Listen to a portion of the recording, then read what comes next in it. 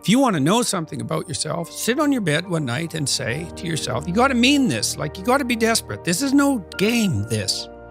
It's like, my life is not everything I want it to be, and perhaps it's not everything that I need it to be. And by need, I mean my life is so unbearable that the suffering that's attendant upon that is make me nihilistic, cynical, bitter, resentful, homicidal, genocidal, unable to have a good relationship, prone to punish people for their virtues because of my jealousy, driving the proclivity to see evil everywhere except within my own heart. Like, these are problems, man.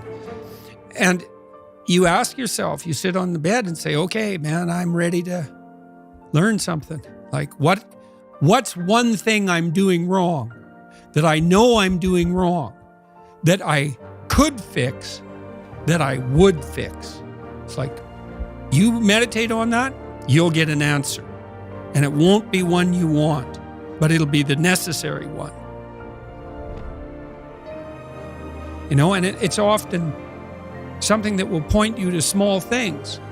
So Carl Jung said, people in the modern world don't see God because they don't look low enough.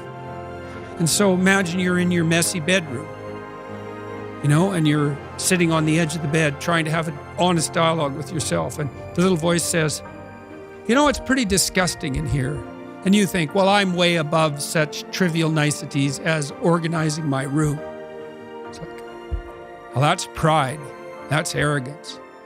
If you're above organizing what's actually yours, how in the world are you ever going to organize anything else? And so you get on your knees and you think, well, it's time to, you know, take a brush to the toilet.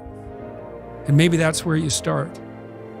And that works. Like, that works. You start making those micro improvements, like real micro improvements, real on the ground, actual micro improvements to things you know that are wrong, you'll improve unbelievably rapidly.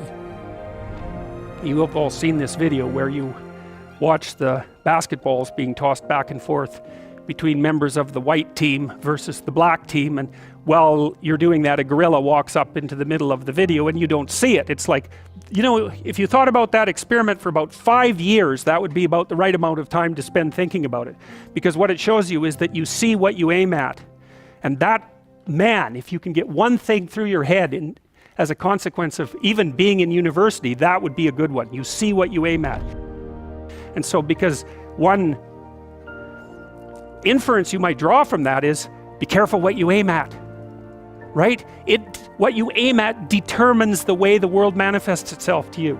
And so if the world is manifesting itself in a very negative way, one thing to ask is, are you aiming at the right thing? Now, you know, I'm not trying to reduce everybody's problems to an improper aim. People get cut off at the knees for all sorts of reasons. You know, they get sick, they have accidents. There's a random element to being, that's for sure. And so you don't want to take anything, even that particular phrase, too far. You want to bind it with the fact that random things do happen to people, but it's still a great thing to ask.